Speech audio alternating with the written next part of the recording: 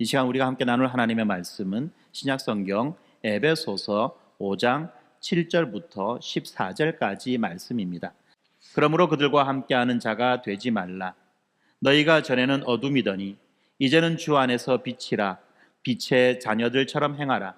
빛의 열매는 모든 착함과 의로움과 진실함에 있느니라. 주를 기쁘시게 할 것이 무엇인가 시험하여 보라. 너희는 열매 없는 어둠의 일에 참여하지 말고 도리어 책망하라. 그들이 은밀히 행하는 것들은 말하기도 부끄러운 것들이라. 그러나 책망을 받는 모든 것은 빛으로 말미암아 드러나나니 드러나는 것마다 빛이니라. 그러므로 이르시기를 잠자는 자여 깨어서 죽은 자들 가운데서 일어나라. 그리스도께서 너희에게 비추시리라 하셨느니라. 아멘. 네, 지금 이제 12월이 되었습니다. 특별히 12월의 도시의 야경은 정말 아름답죠. 시내로 나가면 이 도시 전체가 마치 하나의 거대한 축제장처럼 그렇게 느껴집니다. 대로변마다 반짝이는 전구들이 나무에 둘려져 있고 광장과 공원마다 크고 작은 성탄의 트리들이 세워져 있습니다. 특별히 이 시내 한가운데 이 트리 축제가 열리는 곳에 가보면 온갖 색깔의 조명들이 서로 경쟁하듯이 빛을 내고 있죠. 사람들은 그 아래에서 사진을 찍고 아이들은 즐겁게 뛰어다닙니다. SNS에 보면 이제 예쁜 트리와 조명 앞에서 찍은 사진들이 이제 끊임없이 올라옵니다. 한마디로 말하면 이제 불야성의 그 달이 된 거죠. 그렇지만 역설적이게도 이런 도시의 밤은 그 화려함 뒤에 가장 깊은 어둠을 숨기고 있습니다. 이 밤이 되면 깨어나는 그 탐욕과 활락이 있습니다. 그리고 그 가운데에서 벌어지는 은밀한 죄악들이 있습니다. 뿐만이 아니죠. 수많은 그 군중들 속에서 느끼게 되는 지독한 고독과 허무가 있습니다. 이것이 바로 이 화려한 조명 뒤에 감추어진 도시의 밤의 민낯이라는 겁니다. 겉은 눈부시게 밝지만 속은 칠흑 같은 어두움인 시대. 이것이 바로 오늘날 우리가 마주하고 있는 현실인 것입니다. 그리고 이 현실 속에서 우리는 이렇게 살아갑니다. 매일 아침 출근하고 일하고 집으로 돌아오고 그리고 또다시 출근하는 빛나는 도시 가운데에서 한 주 한 주를 근근히 버티다 보면 힘이 점점 빠져갑니다. 마치 영혼이 잠든 사람처럼 살아가고 있는 자신의 모습을 발견하는 것이 이 도시 안에 있는 현대인들의 삶의 모습입니다. 이 오늘 본문인 이 에베소서의 배경이 되는 1세기의 에베소라고 하는 이 도시도 마찬가지였습니다. 이 에베소는 고대에 잠들지 않는 그런 도시였습니다. 아뎀이라고 나와 있는, 우리 성경에는 아뎀이라고 나와 있는 이 아르테미스 신전의 웅장함과 항구 도시의 그 풍요로움이 넘칩니다. 그렇지만 그 이면에는 우상 숭배와 성적 타락과 술 취함과 방탕함이 이 도시 전체를 지배하고 있었습니다. 이 사도 바울은 이런 어두움의 도시 한복판을 살아가는 그 성도들에게 지금 편지를 쓰고 있죠. 그리고 오늘 이 동일한 어두움 속을 걸어가고 있는 저와 여러분들에게 이렇게 외치고 있습니다. 에베소서 5장 8절의 말씀이지요. 너희는 더 이상 어둠이 아니다. 너희는 빛이다. 그러니 이제 그만 잠에서 깨어 일어나라. 특별히 우리는 지금 이 리딩 지저스를 함께 하고 있습니다. 창세기에서부터 계시록까지 성경 전체를 읽으면서 이 성경이 말하고 있는 예수님에 대해서 다시 바라보고 있습니다. 이 말씀을 읽다 보면 여기에 한 가지 중요한 흐름이 있는데요. 바로 하나님은 이 어두움 가운데 있는 사람들을 그냥 내버려 두지 않으시고 빛을 비추시는 분이라는 사실입니다.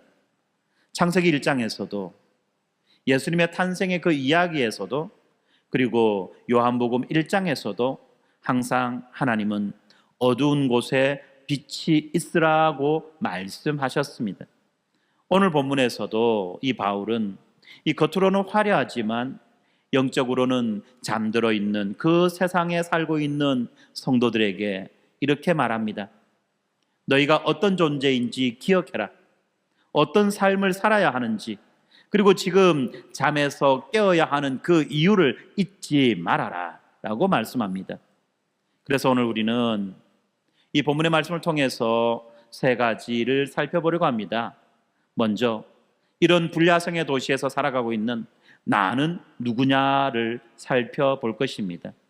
그리고 그 나의 정체성에 걸맞는 구체적인 삶의 모습이 무엇인지에 대해서 알아볼 겁니다. 그리고 마지막 세 번째로 이러한 삶의 모습이 왜 지금 그렇게 급하게 요구되느냐에 대해서도 생각해 보려고 합니다. 우리가 살아가는 이 도시는 영적인 어두움에 있지만 하나님은 이 영적인 어두움에 쌓인 이 도시 속에 반짝이는 새벽빛을 심고 계십니다. 바로 오늘 우리에게 주시는 말씀을 통해서 우리가 누구인지, 무엇을 해야 하는지, 어떻게 다시 깨어날 수 있는지를 함께 붙잡게 되기를 소망합니다. 첫 번째로 우리가 붙잡아야 될 진리는 이겁니다. 그리스도인이 누구냐는 거죠. 이 그리스도인은 빛이 되기 위해서 노력하는 사람이 아니라는 겁니다. 빛이 되어라가 아니라 이미 빛이 된 사람이라고 말씀합니다. 8절에서 이렇게 말하죠. 너희가 전에는 어두움이었더니. 네, 여기에서 바울은 이 인간을, 우리를 이 어두움 속에 있는 피해자 정도로 말하는 것이 아닙니다. 전에는 너희가 어두움 그 자체였다. 어두움의 자식이 아니라 그냥 어두움이었다라고 그렇게 말합니다. 이 말은 조금 거칠게 들릴지 모르지만 우리의 실상을 정확하게 알려주고 있습니다. 이 죄, 그리고 그 죄로 인한 자기 중심성, 이것은 우리 바깥에 있는 먼지가 아니라는 거죠. 바로 우리 안에 뿌리 내린 그 본성이라는 것입니다. 죄의 본성이라는 거죠. 우리가 직장과 가정에서 다른 사람이 잘 되는 걸 볼 때 마음이 씁쓸해질 때가 있습니다. 그래서 속담에도 있죠. 사촌이 땅을 사면 배가 심히 아프다. 네. 뿐만 아닙니다. 우리의 작은 실수를 지적받으면 자존심이 상해서 상대를 미워하고 공격하려는 마음이 생깁니다. 이 정도는 다 하는 거 아닙니까? 나만 그런 거 아니잖아요 라고 말하면서 양심에 찔리는 그 일들을 그냥 웃어 넘길 때도 있습니다. 겉으로는 아무렇지 않은 듯 그렇게 웃지만 속으로는 끊임없이 비교하고 판단하고 질투하는 것, 이것이 우리들의 삶의 모습이라는 겁니다. 이런 것들은 단지 어떤 환경 때문에 그렇게 된 것이 아니라 바로 우리 안에 있는 그 어둠의 뿌리를 보여주는 것입니다. 우리가 누구인지를 적나라하게 알려주는 것이라는 겁니다. 그래서 바울은 이런 상태를 전에는 너희가 어두움이었다라고 그렇게 말씀하고 있습니다. 우리는 우리 스스로를 볼 때 조금은 부족하지만 그래도 괜찮은 사람이고 그래도 착하려고 하는 사람 아니냐라고 그렇게 생각할 때가 많이 있습니다. 그런데 성경은 그렇게 이야기하지 않지요. 아주 냉정하고 정직하게 말합니다. 뭐라고요? 너희는 전에는 어두움이었다. 어둠이라는 겁니다. 그런데 여기에서 끝이 나는 것이 아닙니다. 이어지는 후반부에서 정말 놀라운 선언이 이어집니다. 그것은 바로 이제는 주 안에서 빛이다. 이제는 주 안에서 빛이다. 여기에 두 개의 중요한 단어가 있습니다. 하나는 이제는 이라는 말입니다. 그리고 또 다른 하나는 주 안에서 라는 말입니다. 이제는 이라는 말에는 완전한 변화를 말하죠. 이전과 이후를 가르는 그 복음의 사건이 들어있는 것입니다. 예수 그리스도의 십자가와 부활로 인해서 이제 우리의 신분이 완전히 바뀌었다는 뜻입니다. 그리고 주 안에서라는 이 말은 우리가 좋은 사람이 되었기 때문에 빛이 되었다는 말이 아니죠.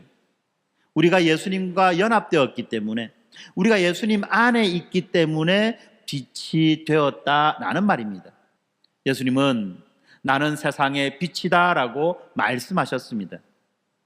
그리고 이렇게 세상의 빛이신 그 예수 그리스도와 연합된 사람들, 예수 안에 숨겨져 있는 그 사람들은 그 빛을 함께 받고 또 반사할 수 있는 것입니다. 마치 태양과 달의 관계처럼 말입니다. 우리가 알고 있듯이 밤하늘에 달이 빛나는 것은 달 자체의 빛이 있어서가 아니라 달이 태양의 빛을 받아서 반사하기 때문에 환하게 빛이 나는 겁니다.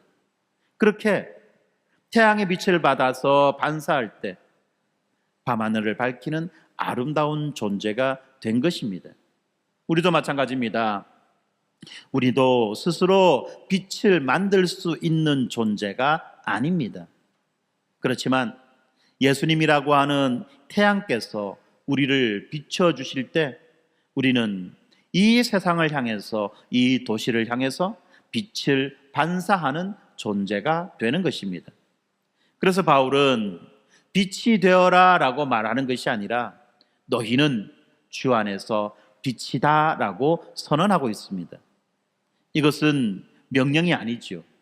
이것은 우리가 누구인지를 알려주는 우리 정체성의 선언이라는 것입니다. 이때부터 모든 것이 달라집니다. 우리가 신앙생활을 할 때 자주 받는 부담이 있습니다. 착하게 살아야지, 정직해야지, 남들보다 더 거룩하게 살아야지. 네, 틀린 말은 아닙니다. 그런데 여러분, 이 말이요, 나는 원래 어두운 사람인데 내가 억지로 빛처럼 살아야 된다라는 이 생각이 먼저 그 사람의 생각을 자리 잡을 때, 그러면 어떻게 됩니까? 이제부터는 신앙이 짐이 되는 거예요. 짐이 되는 겁니다. 그래서 힘든 거예요. 예수 믿기가 왜 힘든지 여러분들 아십니까? 바로 신앙을 자유함이 아니라 신앙을 짐으로 여기기 때문에 그렇다는 것입니다. 어두운 사람인데, 원래는 어둠인데 억지로 빛처럼 살아서 빛이 되려고 하는 그것 때문에 힘들다는 겁니다. 지키면 안 될 것 같은, 안 지키면 안 될 것 같은, 꼭 지켜야만 될 것 같은 그런 의무가 신앙이 되면, 신앙이 그런 의무가 되면 어떻습니까, 여러분? 그런 신앙생활을 하게 될 때는 자기의 의가 충만해질 뿐만 아니라 만약에 이렇게 살아가는 삶을 실패하게 될 때, 그때는 죄책감과 낙심만이 가득 남게 되는 것입니다. 이것이 바로 율법주의의 폐해라는 거죠. 그렇지만 복음은 반대로 말합니다. 뭐라고 말합니까? 너는 이미 빛이다. 너는 이미 그리스도와 연합된 사람이다. 그러니 이제부터 빛의 자녀답게 살아라 라고 말씀하는 겁니다. 다시 말하면 우리가 빛이 되기 위해서 막 뛰는 것이 아니에요. 자신을 불사르는 것이 아니에요. 이미 빛이 되었기 때문에 그 빛의 정체성에 걸맞게 살아가는 것입니다. 우리가 지금 함께 읽고 있는 이 리딩 지저스 성경 통독도 마찬가지입니다. 우리가 성경을 읽는다고 해서 100번 읽는다고 해서 갑자기 우리가 빛이 되는 것이 아니죠. 그럼 왜 이것을 읽습니까? 빛이면 안 해도 될 건데. 여러분, 어리석은 생각하지 마세요. 그런 논리에 빠지면 안 돼요. 왜 우리가 이것을 읽습니까? 그것은 바로 이미 빛이 된 우리가, 이미 빛이 된 우리가 그 빛을 더 분명하게 알기 위해서, 그 빛이 어떤 분에게서 나오는지를 더 깊이 알기 위해서 성경을 읽는 거예요. 그래서 우리가 성경을 읽을 때마다 내가 누구였는지, 그리고 지금 내가 어떤 존재가 되었는지를 다시 한 번 더 확인하는 것입니다. 여러분, 혹시 요즘 스스로가 너무 초라하게 느껴지는 그런 분이 계십니까? 연말이 다가오는데 살아온 올 한 해를 돌아볼 때 이룬 성과도 별로 없고 실패한 것만 같고 인생에 뭔가 좀 꼬이는 것 같은 그런 생각이 드는 분이 혹시 계십니까? 여러분, 그럴 때마다 이 사람들의 평가나 나의 연봉이나 또는 나의 직급, 나의 어떤 성취가 아니라 바로 이 하나님의 선언을 붙잡으시기 바랍니다. 이제는 주 안에서 빛이라. 이제는 주 안에서 빛이라. 하나님은 여러분들을 보시면서 너는 실패자야, 너는 별 볼 일 없는 자야라고 그렇게 말씀하시지 않았습니다. 하나님이 이렇게 말씀하십니다. 너는 내 자녀다. 너는 주 안에서 빛이다. 사랑하는 성도 여러분, 우리가 직장에서, 사업터에서, 그리고 친구들과의 모임에서 여러분은 누구입니까? 이 어두움의 그 세상 문화에 적당하게 묻어가는 그런 카멜레온과 같은 존재입니까? 아니면 어둠 속에서 더욱 선명하게 드러나는 빛입니까? 여러분, 이 빛의 자녀라고 하는 이 영광스러운 정체성을 회복하시기 바랍니다. 이 정체성이 우리의 마음에 깊이 새겨질 때 우리는 비로소 무거운 의무감이 아니라 감사와 기쁨으로 살아갈 그 힘을 얻게 되는 것입니다. 두 번째로 우리가 붙잡아야 될 진리는 바로 이것입니다. 빛된 존재는 자연스럽게 어둠을 불편하게 만든다는 것입니다. 7절에서 바울이 이렇게 말하죠. 그러므로 그들과 함께하는 자가 되지 말라. 그들과 함께하는 자가 되지 말라. 어두움에 있는 자들, 어둠인 자들과 함께하는 자가 되지 말라는 거죠. 여러분, 근데 이 말 오해하시면 안 됩니다. 여기에서 함께하는 자라는 이 말은 단순히 같이 밥 먹고 같이 일하는 것을 말하는 것이 아닙니다. 만약에 함께한다는 것을 이런 식으로 생각한다면 우리는 지구를 떠나야 되죠. 그런 말이 아니라는 겁니다. 원래 이 말의 의미가 어떤 의미냐면 이런 거예요. 어떤 일에다가 지분을 쏟고 동업자가 되는 것이 바로 함께하는 것입니다. 그들이 하고 있는 그 어둠의 일에다가 나의 지분을 넣고 내가 그들의 동업자가 되는 것, 이것이 아니라는 겁니다. 다시 말하면 어두움의 일에 너의 이름을 올리지 말으라는 겁니다. 어두움의 일에 나의 재산과 나의 생명과 나의 자원을 투자하지 말으라는 겁니다. 우리는 세상 사람들과 떨어져 살 수 없습니다. 직장도, 학교도, 사업도 다 이 세상 속에서 이루어집니다. 문제는 그 관계가 아니에요. 그 관계 안에서 이 죄의 가치관과 행동에 동조하느냐, 그렇지 않느냐라는 사실입니다. 그들과 함께 일하고 함께 밥 먹고 함께 의논할 수 있어요.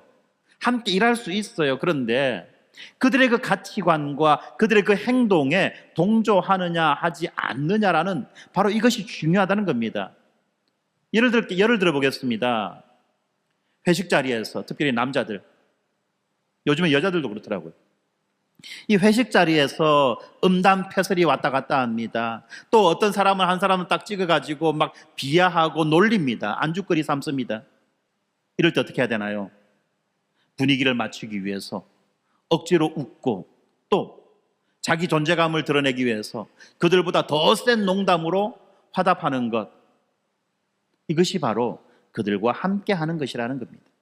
또 회사의 오랜 관행이라고 하면서 이중장부를 기록하거나 어떤 숫자를 다르게 쓰라고 하는 요구를 받았을 때 어쩌겠습니까? 다 그렇게 하는데 라고 하는 식으로 이런 부정의 행위들을 묵인해 주는 것, 때로는 누군가를 향한 뒷말과 험담이 오갈 때 속으로는 불편하지만 함께 고개를 끄덕이며 동조하는 것, 바로 이런 것들이 어둠의 일에 나의 작은 지분을 올리는 그런 행동이라는 것입니다. 눈에 보이는 큰 번제는 아니에요. 신문에 날 만한 그런 사건, 사고는 아니에요. 그렇지만 이런 일들이 우리의 마음과 우리의 영혼을 조금씩 어둡게 만들어 주는 것입니다.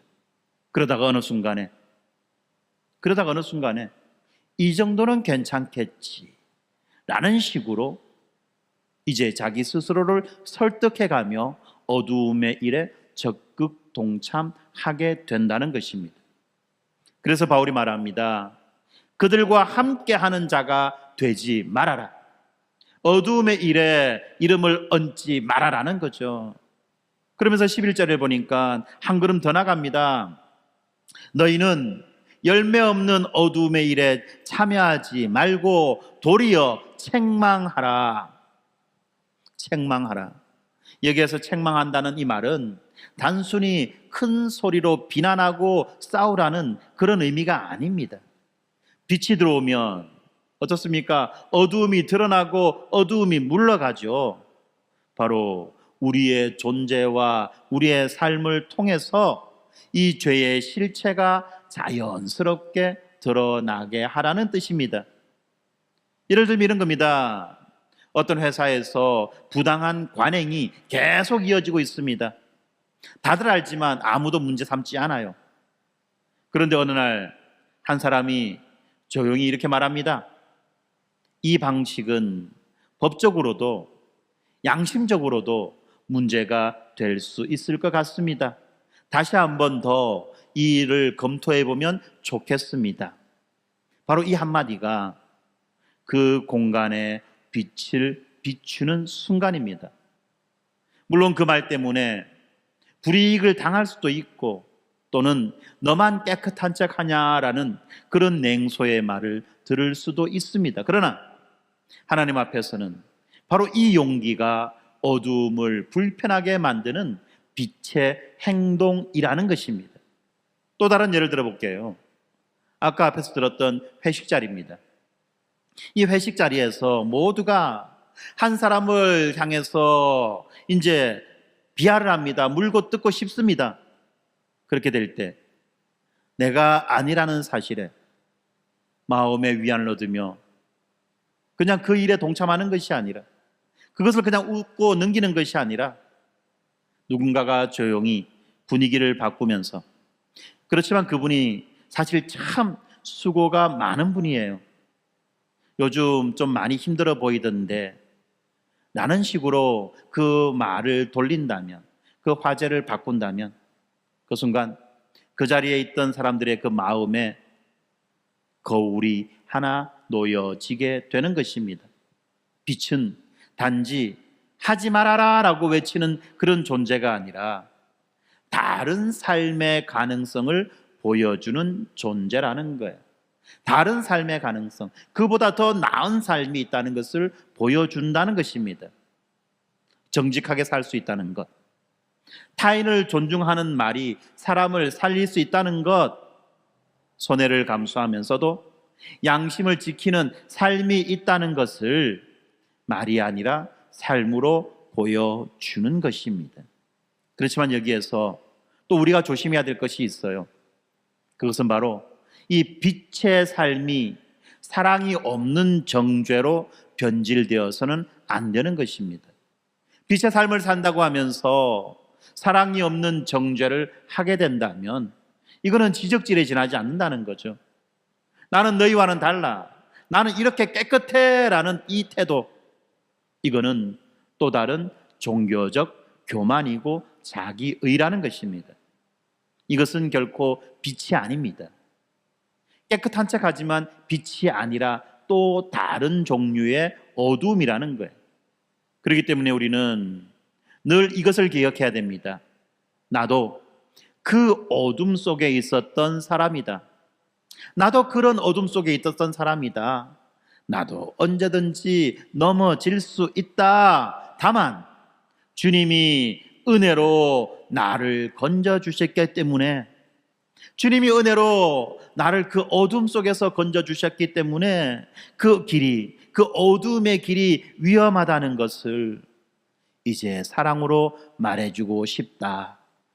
이런 태도가 있을 때 우리의 정직함과 우리의 거룩함은 사람들을 찌르는 칼이 아니라 그 사람들을 깨어나게 하는 알람 소리가 되는 것입니다. 이렇게 될 때 그 삶은 조용하지만 강력한 복음의 증거가 되는 것입니다. 사랑하는 성도 여러분, 여러분이 있는 직장과 과정과 또 여러 가지 인간관계 속에서 지금 여러분들이 맞닥뜨리고 있는 그 어둠은 무엇입니까? 다들 그렇게 살고 있어, 나만 그런 것이 아니야 라는 그 말과 싸우고 있는 부분은 무엇입니까? 그 싸움이 외롭고 힘들다고 느껴질 때 여러분들은 이 말씀을 기억하시기 바랍니다. 너희는 주 안에서 빛이라. 너희는 주 안에서 빛이라. 하나님은 여러분들이 완벽하기 때문에 여러분들을 사용하시는 것이 아니지요. 여러분들을 구원하신 것이 아니지요. 바로 빛 대신 예수 그리스도와 믿음으로 연합된 사람이기 때문에 이제 하나님은 여러분을 통해서 이 어두움을 불편하게 만들고 그리고 그 어두움 속에 있는 자들을 깨어나게 하시기를 원하시는 것입니다. 세 번째로 우리가 붙들어야 될 진리는 이겁니다. 바로 빛의 사람은 시간을 다르게 사용하는 것입니다. 시간을 그냥 흘려보내는 것이 아니라 이 시간을 구원의 시간으로 살아가는 것입니다. 14절에서 바울은 이렇게 외칩니다. 잠자는 자여 깨어서 죽은 자들 가운데서 일어나라. 그리스도께서 내게 비추이시리라. 아멘. 이 바울이 말하고 있는 이 잠자는 자라고 하는 것은 단순히 몸이 잠든 사람을 말하는 것이 아니지요. 오히려 이 현대를 살아가는 이 불야성의 도시를 살아가는 그 사람들의 삶을 말하는 것입니다. 몸은 늘 움직이고 일정은 가득하고 할 일은 넘쳐나는데 바로 영혼이 깊은 잠에 빠져 있는 바로 그 상태를 가지고 잠자는 자라고 말하는 것입니다. 우리의 일상을 한번 떠올려 봅시다. 저도 자주 이럴 때가 많아요. 아침에 눈을 뜨면 가장 먼저 손이 가는 것이 무엇입니까? 아마 대부분의 경우는 머리맡에 놓여 있는 그 스마트폰일 겁니다. 스마트폰을 켜서 밤새 온 알림과 뉴스를 확인하고 SNS를 훑어보고 그렇게 하죠. 그런데 그 사이에 벌써 마음이 분주해지기 시작합니다. 그리고 허겁지겁 회사에 가서는 회의를 하고 업무 보고를 하고 여러 가지 많은 일들을 합니다. 자기의 모든 에너지를 거기에 쏟아붓고 집으로 돌아올 때 이제는 너무 지쳐서 파김치가 되어서 다시 TV 앞에 앉게 되는 거죠. 또는 핸드폰을 들고 유튜브를 봅니다. 또 드라마를 봅니다. 짧은 쇼츠 영상을 봅니다. 그러면서 자기의 그 탈진한 에너지를 보충하려고 하고 쉼을 얻으려고 합니다. 복잡해진 머리를 비워내려고 합니다. 그러다 보면 어느샌가 밤이 깊어지고 또 하루가 지났구나 라는 그런 허무감 속에 지침 속에 잠을 자게 되는 거죠. 이렇게 하루하루가 지나가는데 문득 돌아보면 나는 도대체 무엇을 위해서 이렇게 바쁘게 살아가고 있는가 라는 질문이 마음속에 떠오를 때가 있다는 겁니다. 그래서 에베소서 5장 16절에서 바울은 이렇게 말씀합니다. 세월을 아끼라, 때가 악하니라. 세월을 아끼라. 여기서 아끼라는 이 말은 되찾으라는 말이죠. 잃어버린 것을 되찾아와라. 또는 이 물에 빠진 것을 건져 올려라. 물에 있는 그 사금을 사람들이 퍼서 건져 올려서 그 사금을 캐는 것처럼 그것이 바로 세월을 아끼라라는 말이라는 겁니다. 단순히 시간을 아껴 써서 효율적으로 인생을 살아가라는 그런 말이 아니라는 겁니다. 시장에서 값을 치르고 물건을 사오는 것처럼 여러분들 물건 살 때 어떻게 삽니까? 과일 살 때 어떤 게 맛있는 건지 고르고 고르죠? 아무렇게나 싸우는 거 아니죠? 고르는 거예요, 고르는 거. 이 흘러가는 시간들 가운데에서 하나님을 위한 시간들을 적극적으로 건져 올리고 골라내라는 겁니다. 오늘날의 시대는 우리의 시간을 끊임없이 빼앗아가는 그런 시대입니다. 시간뿐만이 아니라 돈도 마찬가지입니다. 끊임없이 빼앗아가는, 녹아나는 그런 시대입니다. 스마트폰 알림, 끝없이 올라오는 콘텐츠, 쉴 새 없이 몰려오는 그 일과 일에 대한 요구들, 이럴 때 여러분, 그냥 우리가 가만히 있으면요, 우리가 저절로 하나님과 가까워질 수가 없어요. 우리가 가만히 있게 되면요, 우리는 저절로 하나님으로부터 멀어지게 되어 있습니다. 그래서 바울이 때가 악하다고 말하는 것입니다. 바로 이런 시대에 이 세월을 아끼라는 이 말은 이렇게 바꾸어 말할 수 있습니다. 그냥 두면 흘러가 버리는 바로 그 시간을, 그냥 두면 흘러가 버리는 그 시간을 하나님을 위해, 복음을 위해, 영혼을 깨우기 위해 다시 사서 사용하라, 다시 건져서 사용하라라는 말씀입니다. 우리가 읽고 있는 이 리딩 지저스도 마찬가지입니다. 같은 하루에 24시간이지만 이 말씀을 읽는 시간을 만들기 위해서, 그리고 우리가 기도 훈련을 통해서 했던 그 기도의 시간을 만들기 위해서 우리는 작은 결단을 해야 할 것입니다. 10분 일찍 일어나거나 또는 점심을 먹는 그 시간에 일부를 떼어내거나 또는 잠들기 전 짧은 시간 10분 또는 15분을 말씀 앞에 앉는 것으로 구별하는 것입니다. 바로 그때 그 시간은 단순히 흘러가는 하루의 일부가 아니라 바로 아낀 세월, 건져낸 세월, 값을 주고 되사온 세월이 되는 겁니다. 하나님 나라를 향해서 구속된 시간이며 영혼을 깨우는 시간이 되는 겁니다. 우리의 일상 속에서 이렇게 하나님을 위한 시간을 조금씩 사보면 좋겠습니다. 출근길에서 단 5분만이라도 핸드폰을 내려놓고 오늘 본 말씀 한 구절을 되뇌이며 기도하는 시간, 점심 식사 후에 일을 시작하기 전에 주님, 오후 시간도 주님과 함께 걷게 해 주십시오라고 한마디 기도하는 시간, 또한 잠들기 전에 오늘 하루를 돌아보며 감사의 기도 제목을 가지고 내가 회개할 것이 무엇인지를 돌아보며 하나님 앞에 기도하는 시간, 이런 것들이 바로 세월을 아끼는 시간들인 겁니다. 엄청난 요구를 하는 것이 아니지요.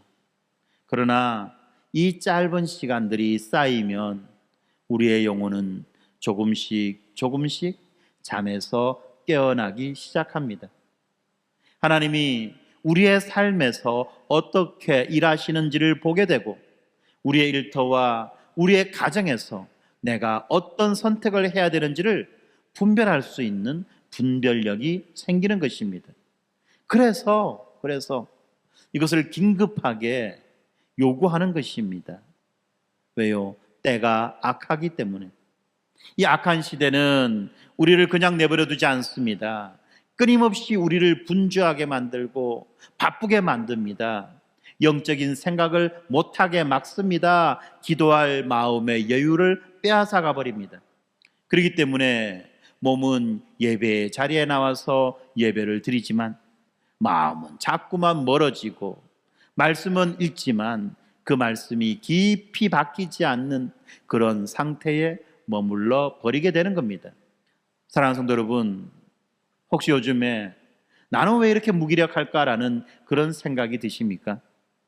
기도가 잘 안 되고 말씀도 자꾸 머리로만 들어오지 가슴으로는 들어오지 않고 예배에도 감동이 적다고 그렇게 느껴지십니까?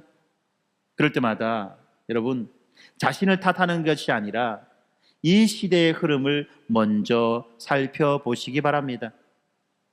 아, 이 시대가 내 영혼을 잠들게 만들고 있구나.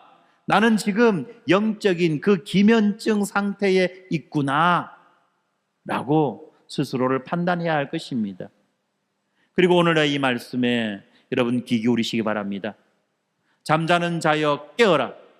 죽은 자들 가운데서 일어나라. 그리스도께서 내게 비추시리라. 깨어나는 것은 우리의 힘만으로 되는 일이 아닙니다. 그러나 우리가 작은 결단을 가지고 시간을 하나님께 드릴 때 그리스도께서 우리를 비추시는 그 은혜가 임할 것입니다. 그래서 오늘 우리는 이렇게 작게라도 결단하면 좋겠습니다. 주님, 내 시간을 조금씩 다시 드려보겠습니다. 리딩 지저스 말씀을 읽는 시간, 짧은 기도의 시간, 가족과의 그 대화의 시간을 통해서 주님, 제 영혼을 깨워주시고 제 삶의 영적 리듬을 다시 세워주십시오. 바로 이렇게 여러분들이 결단할 때 그 결단 위에 하나님은 반드시 역사하실 것입니다. 이제 말씀을 맺겠습니다. 사랑하는 성도 여러분, 오늘 우리는 이 에베소서의 말씀을 통해서 하나님 우리에게 주신 세 가지 큰 메시지를 정리해 보았습니다. 먼저 우리는 전에 어둠이었지만 이제는 주 안에서 빛이 된 사람들입니다. 우리가 조금 착해져서 조금 나아진 사람이 되어서 빛이 된 것이 아니라 바로 빛이신 예수님과 연합되었기 때문에 우리가 빛이 된 것입니다. 그러므로 우리의 정체성은 더 이상 이 세상의 가치, 연봉이나 직급이나 또는 세상의 평가나 나의 업적과 관련되어서 결정되는 것이 아니라는 거죠. 우리는 더 이상 김대리, 박 과장이 아니라 주 안에서 빛인 자녀라는 것입니다. 두 번째로 이렇게 빛이 된 자들은 어두움의 일에 지분을 썩지 않고 오히려 삶으로 어두움을 드러내는 것입니다. 우리는 이 세상 사람들로부터 멀리 도망치는 그런 삶으로 부르심을 받은 것이 아니지요. 그들의 한복판에서 살아갑니다. 그러나 그들이 추구하는 그 죄된 가치관에는 동조하지 않는 삶으로 살아갈 그 부르심을 받은 것입니다. 그것은 비난하거나 정죄하는 모습이 아닙니다. 바로 정직과 사랑, 용서와 존중, 온유한 용기의 삶으로 어두움을 조용히 그러나 분명하게 불편하게 만드는 것입니다. 그리고 세 번째로 이 빛의 사람은 시간을 다르게 사용하는 것입니다. 이 악한 시대는 우리를 자동적으로 하나님께 가까이 가도록 만들어주지 않습니다. 우리를 자동적으로 영적으로 깨어있는 자로 그렇게 만들어주지 않는 것입니다. 오히려 자동적으로 하나님으로부터 멀어지게 만들고 자동적으로 우리를 잠들어 버리게 만드는 것입니다. 그러므로 이 세월을 아끼라는 이 말씀처럼 이 흘러가는 시간을 그냥 내버려 두지 말고 기도와 말씀과 사랑으로 이 시간을 건져 올리는 그러한 삶을 살아야 할 것입니다. 하나님은 우리를 지금 이렇게 부르고 계십니다. 영적인 어두움을 깨우는 빛의 자녀들, 영적인 어두움을 깨우는 빛의 자녀들, 이것이 바로 우리들의 정체성입니다. 여러분, 우리는 태양이 아닙니다. 우리는 스스로 빛을 낼 수가 없습니다. 그러나 오늘 14절의 약속처럼 예수 그리스도께서 우리에게 비추이실 것입니다. 우리가 그리스도의 빛을 받을 때 우리는 이 도시 속의 보름달, 작은 새벽빛이 될 수 있는 것입니다. 우리의 아침을 다시 한번 상상해 봅시다. 알람이 울리고 무거운 몸을 일으켜서 출근 준비를 합니다. 지하철 안에서, 버스 안에서 사람들 틈에 껴서 그렇게 이동합니다. 그리고 사무실에 도착해서 자신의 자리에 앉습니다. 어떤 사람은 자기의 핸들을 잡죠. 그때 이렇게 속으로 고백합시다. 주님, 저는 오늘도 그저 회사의 한 직원으로만 이 자리에 있는 것이 아닙니다. 주 안에서 비친 사람으로 이곳에 파송되어 왔습니다. 비록 이 사무실이, 이 공간이 어둡게 느껴진다고 할지라도 제가 이곳에 있는 한 이곳에는 빛이 있습니다. 오늘 제 말과, 오늘 나의 말과 나의 행동을 통해서 주님의 빛이 조금이라도 비치게 하여 주십시오. 바로 이런 기도가 우리의 아침마다 필요한 기도일 것입니다. 여러분의 가정도 작은 별이 되기를 축복합니다. 12월 이 성탄의 계절, 이 성탄 트리의 화려한 불빛 아래에서 잠깐 멈춰서서 가족들과 함께 인간의 몸을 입고 오신 그 아기 예수님의 이야기를 나누어 보십시오. 그리고 리딩 지저스 통독 가운데 우리의 마음에 남아있는 그 말씀 한 구절을 아이들과 식구들과 나누고 우리 집이, 우리 가정이 이 동네에서 어떤 빛이 되면 좋을까를 한번 상상하고 이야기하면 좋겠습니다. 완벽하지 않아도 괜찮습니다. 중요한 것은 바로 그 순간에 예수님의 그 빛이 여러분의 가정을 비추고 있다는 바로 그 사실입니다. 그런데 혹시 지금 이런 말씀을 들을 때 마음 한켠이 무겁고 또 불편한 분이 계실지도 모르겠습니다. 나는 이미 너무 어두운 선택을 많이 했는데 너무 무기력해져서 하나님 보시기에도, 그리고 내가 내 스스로를 돌아봐도 내가 빛의 사람이라고 부르기에는 너무 부끄러운데 내 지난 시간들을 다 흘려보낸 것 같은데 지금부터 이렇게 바꾸어서 새로운 삶을 살기에는 너무 늦은 것이 아닌가라는 이런 생각이 드는 분들이 계실지도 모르겠습니다. 그렇지만 사랑하는 여러분, 이 복음은 우리들에게 이렇게 말씀합니다. 늦지 않았다. 늦지 않았다.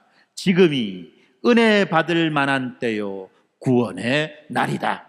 아멘. 우리가 아무리 오랫동안 잠들어 있었다 할지라도, 우리가 아무리 깊은 어둠 속을 걸어왔다고 할지라도 예수 그리스도의 그 빛은 여전히 우리를 비추어 주실 수 있는 것입니다. 잠자는 자여 깨어라. 죽은 자들 가운데서 일어나라. 그리스도께서 내게 비추시리라. 아멘. 이 약속은 그냥 죽은 문장이 아니죠. 바로 오늘 이 자리에서 여러분 한 사람 한 사람에게 주시는 바로 주님의 초대이며 살아있는 말씀인 것입니다. 이제 우리의 마음을 주님께 열어드립시다. 그리고 기도합시다. 주님, 제가 이 도시의 밤 속에 갇힌 채 영혼이 잠들어 살았습니다. 그러나 오늘 말씀을 통해 나를 다시 부르시는 그 주님의 음성을 듣습니다. 주님, 저를 깨워 주시옵소서. 저의 정체성을 새롭게 하시고 일터와 가정에서 어두움을 불편하게 하는 빛으로 살게 하시며 제 시간을 건져내어서 주님의 영광을 드러내는 삶으로 이끌어 주시옵소서. 우리가 이렇게 기도하며 나아갈 때에 하나님께서는 우리의 교회를, 우리 한 사람 한 사람을, 우리의 가정을, 이 도시의 밤을 깨워가시는 새벽의 사람들, 그리스도의 빛을 반사하는 밤하늘의 둥근 달로 사용하실 줄 믿습니다. 그 크신 은혜를 기대하며 예수 그리스도의 이름으로 여러분들을 축복하고 또 격려합니다. 기도하겠습니다.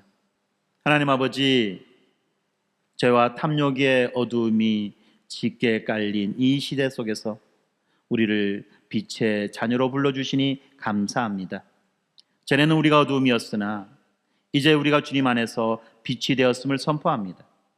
더 이상 어두움의 일에 동참하지 않게 하시고 착함과 의로움과 진실함의 열매를 세상을 부끄럽게 하여 변화시키는 거룩한 삶을 살게 하여 주시옵소서.